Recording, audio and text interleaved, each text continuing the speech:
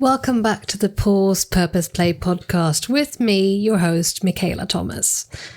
This is part 3 of my experience in Vietnam and my spacious adventure. And this week is going to be about the returning. So I call this one the insights piece. And it's really difficult to keep hold of those insights if you are landing straight back into the rat race. Maybe then kind of undoing all the insights you had when you were away, or the new habits, the patterns. So in this episode, we're going to talk a bit about how we return after any sort of insightful or useful experience or any pocket of rest or pausing you've had away. So I also want to tell you about something very exciting. I've been nominated for an award. So listen along to this episode to hear more about that and how you can vote for me. It's very, very exciting. I will tell you a bit more about that in a minute. So this episode is number 3 out of a series of 4. And I've been so inspired by the feedback you've given me around my spacious adventure that I've actually decided to create a challenge around this. And I don't mean challenge in a push, let's, all now hustle to have a spacious adventure, because that kind of defeats the point. Now, I created a challenge because I wanted to be able to have this opportunity to work with as many of you as possible in a free way, to make it accessible to all of you who listen to my podcast, all of you following my Instagram, LinkedIn, all of you reading my email newsletters, to be able to just think of how can you have a spacious adventure for yourself. So listen along, and I'm going to tell you more about this 4-day challenge in a minute, and what we're going to do. But for now, let's think about what we're going to do in the episode before I get ahead of myself too much. I wanted to talk you through the post-adventure experience, the post-adventure blues that can come up, and how to reframe those feelings of sadness, loss, as maybe thinking of the gratitude side of having had this experience, but also making space for all other feelings. It's not either or. It's not a pressure to feel ultimately super happy and only happy now that you've returned back home. It's much more about having a compassionate view and a compassionate reframe for any feelings to show up. Of course, it's going to be understandable if you come home and feel a little bit empty now that you've had this luscious experience away. It may be your first night away from the kids, or maybe it be a conference you went to for a few days where you felt lit up at all the work stuff you were doing, and then you're coming straight back home into, wearing your toddler uniform, which is like your jumper full of stains, or coming straight back home into teenagers slamming doors, or whatever it might be going on in your household.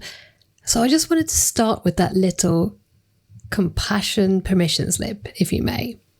It's very understandable if you, after you've had a spacious experience, if you've had time for you, then returning home back into the chaos, it's understandable and completely human if you then have a whole host of emotions showing up, maybe feeling like you want to run away and join the circus, or just pack your bags for another experience away.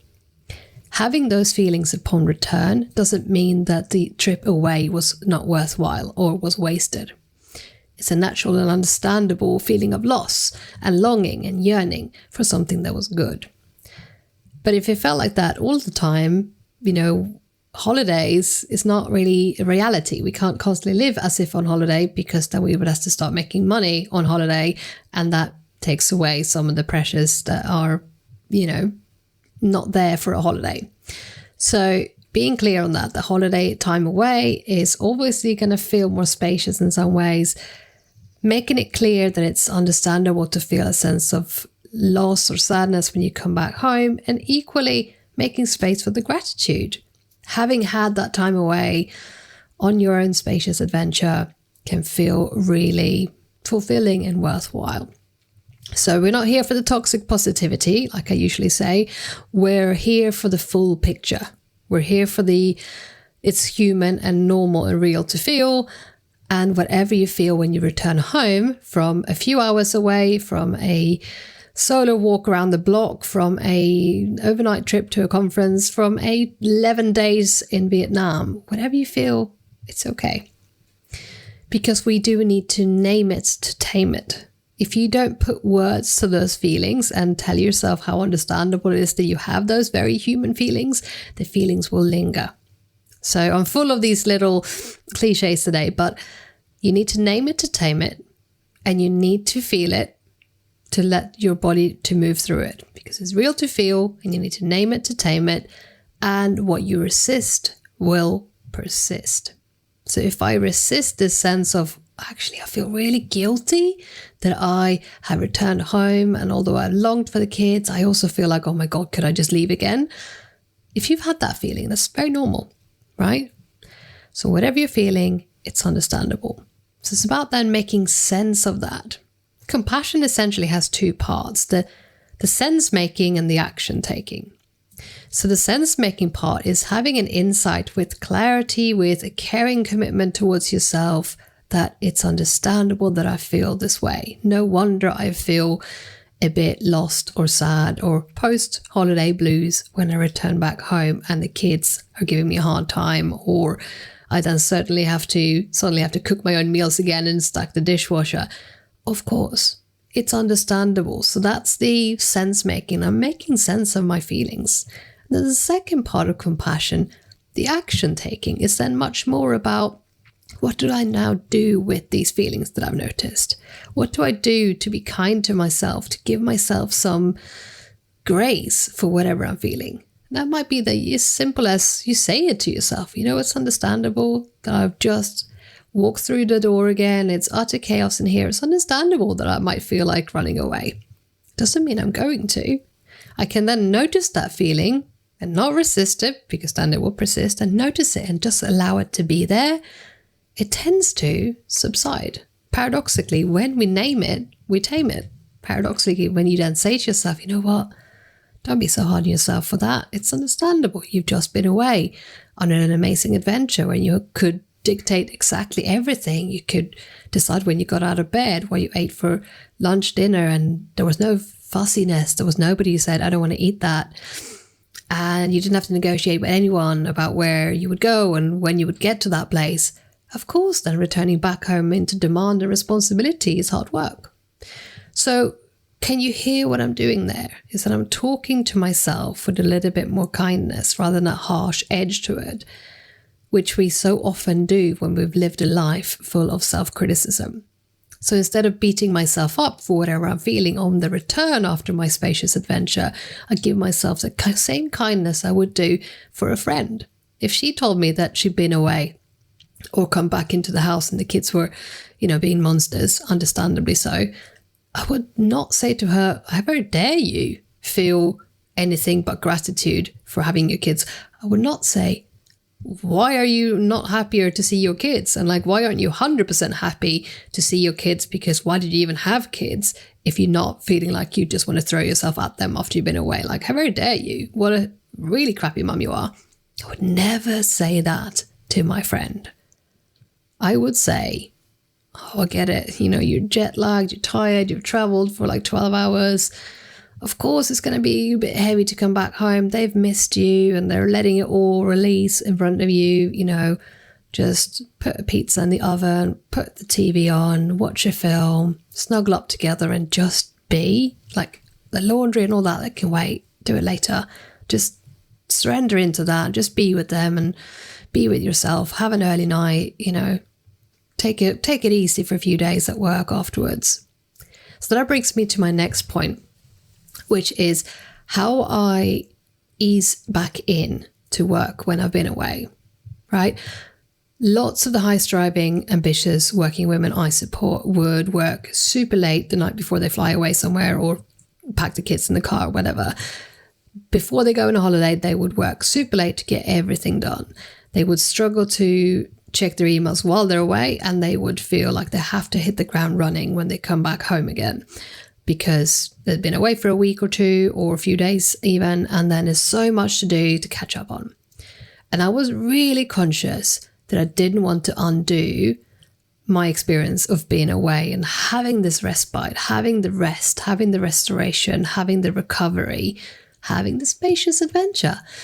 So I was very conscious of that and had conversations with my operations manager when I was returning, saying I, wasn't planning to work very much and I was sort of doing bits and pieces, easing back in slowly.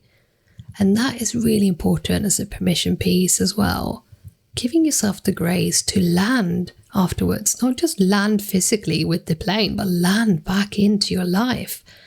If you've done something stretchy or spaciously adventurous, then you need that time to process, to sit with the insights. Like I say inside Burn Bright, let it percolate, right? I gave myself no pressure to come home and immediately develop all the pictures I've taken and write it into the travel log. And yeah, my memory will fade a bit. So I've done lots of little bits and pieces as I was going through the experiences on the journey, so that I could give myself the grace when I come home to not have a pressure around it, not have an achievement or a must around it. So I think that's really important, to think about who you want to be when you return back home, to not let all the experiences and insights wash away, but to let them sit there and linger for a bit longer. In mindfulness practice, we call that savoring. Really almost like tasting the experience, like you would savor, a really good ice cream or, a chocolate that you would sort of just let wash around in your mouth and feeling all the notes of flavor in it. How can you savor the trip you've had away, or your experience or your insights?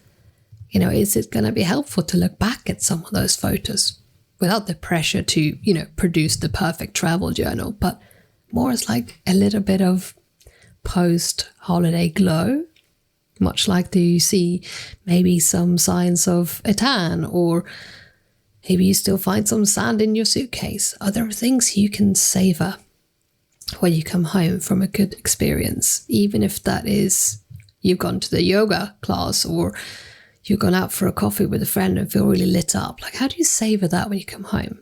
And it can be as easy as closing your eyes for a moment and just letting the experience sit with you. Visualizing, if you have the ability to visualize, not everyone does. Visualizing in your mind's eye, seeing the sights. But maybe visual imagery isn't your vibe, and then it's more about a felt sense.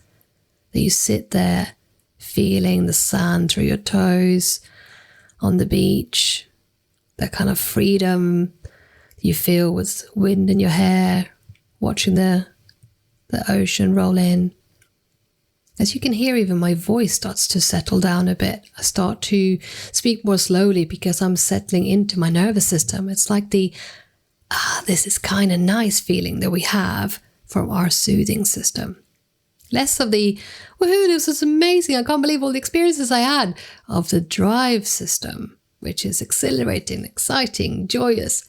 The soothing system is where we feel safe. And breathe.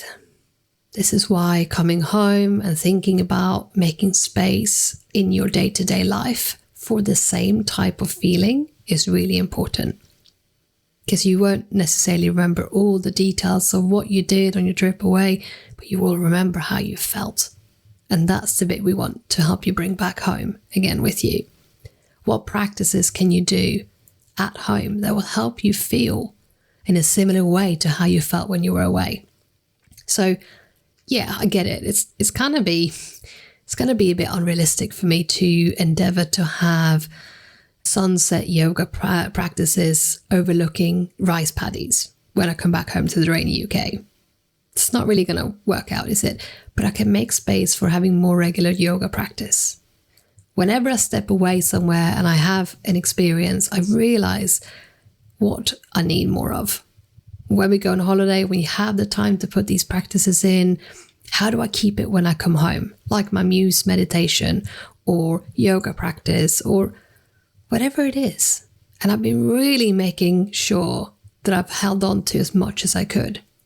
I really enjoyed the foot massage aspect of going to Vietnam. You can find massage parlors everywhere. So I bought myself actually my husband bought me a really nice foot scrub and a foot cream. So I'll be like, oh, actually I can have a little bit of that when I come home. Bringing home a scent with you. When I think of Thailand, I think of lemongrass. So I have that from when I've been on compassion retreats in Thailand. So I put a bit of the lemongrass moisturizer on when I want to feel like, that's kind of nice. That's the felt sense we have from a memory. And scent is very linked to that. So when you go away, also think about what you will return home to, which version of you will return home, and how you want to keep those practices and insights going when you come home in a not perfect, but good enough way. In a realistic, pragmatic version of that holiday experience. What is it that you bring down? What is it you bring home with you that is kind of reduced down into a practical thing you can fit in your life? And making sure that you do practices that help you be that version of you. I talked about that before, about how the compassionate version of me is sometimes very far away, and some days she's quite easy to step into. It's easy to step into that when I've rested it on holiday and wait for the kids for a bit and get to kind of recover. But I've also really made sure that I've continued to do things that helps me be more like that compassionate version at home. And that included things like having the awareness and the self-insight to know that I would need a little bit of space between landing back in the UK and picking up the kids. So I planned a morning flight, as in an evening flight from Vietnam that landed in the morning, knowing that I would then pick up the children after school and childcare in the afternoon. So I would have all day to travel home, not have to be stressed about any potential flight delays. And I could give myself the space and the time to process a bit, sit down at home, eat something in peace. And then when I've actually picked them up, I was that version of me that I am on a really good day. That takes some conscious stepping into. Now, for anyone who thinks this sounds a bit assholey, keep in mind that I've been practicing these things over many, many years, right? This is not an overnight thing. It takes time to establish compassionate foundations and practice these things. And yes, I do get it wrong. Obviously, the jet-lagged version of me is not as nice as the rested version of me. But if you want help in practicing this is exactly why I set up this challenge. So on the 19th of March, for 4 days, we're going to come together in an experience for free completely inside a private Facebook group that you get access to if you sign up on the page I'm going to drop into the show notes, where you can get a little bit more help to build a spacious year for you. So your spacious year will look very different to mine. And I'm not saying that a trip solo to Vietnam is the only way to have a spacious adventure. This challenge that we're going to do for 4 days together will help you use the pause, purpose, play framework to give yourself that permission to have more spaciousness and adventure on your terms. So head over to thethomasconnection.co.uk/spacious year. And then you can sign up to the challenge for free. You can follow along with these short trainings I'm going to do, like 20 minutes a day. You can catch up on all of them in one go if you prefer. You can follow along every day and you will get a little bit of a task to do every day. A mini thing to move the needle forward, a mini thing to help you make some progress, not to be having a complete overhaul all in one go, but to feel a little bit lighter, a little bit more spacious, and to show you that maybe it's possible. Maybe you can dream up a spacious adventure, and then maybe you can take some action towards that. So sign up. We start on the 19th of March. Go to thethomasconnection.co.uk/spacious year.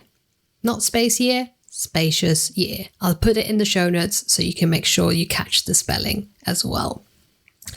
Now, lastly, I want to mention the thing that I said in the beginning, that I've been nominated for an award, right? So this is the Inspirational Modern Woman of the Year award.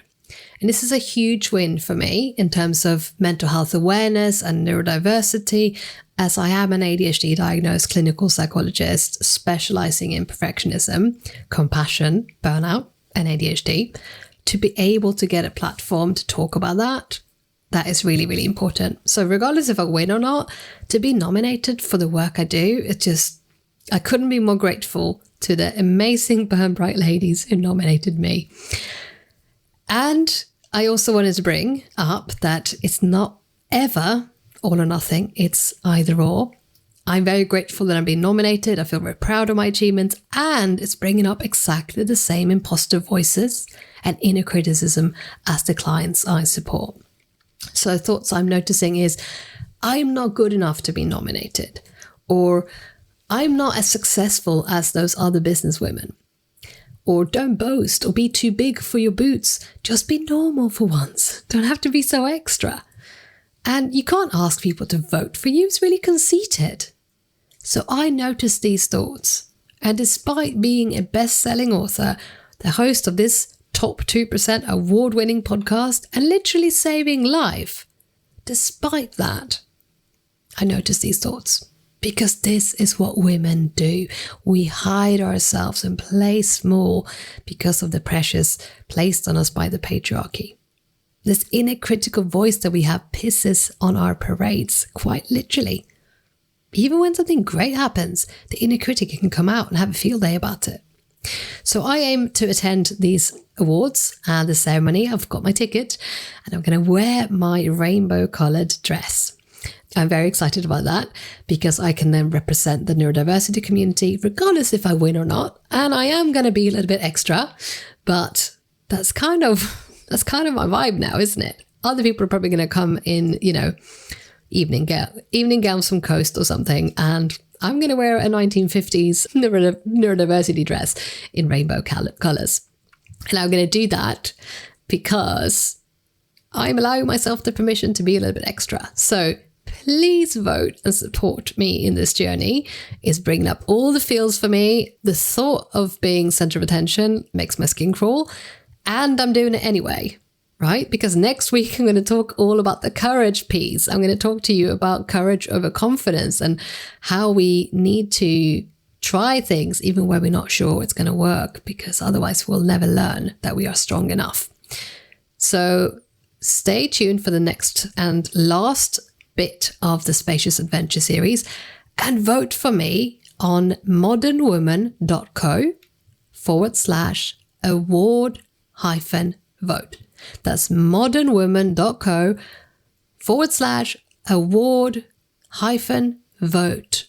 And I'll put that in the show notes as well. You'll see it on my socials, and I'm sure I'll send out an email as well. So if you're not on my mailing list, then, make sure to get on there. I am really looking forward to talking to you again next week with the last piece of the Spacious Adventure series. And until then, do take care of yourself.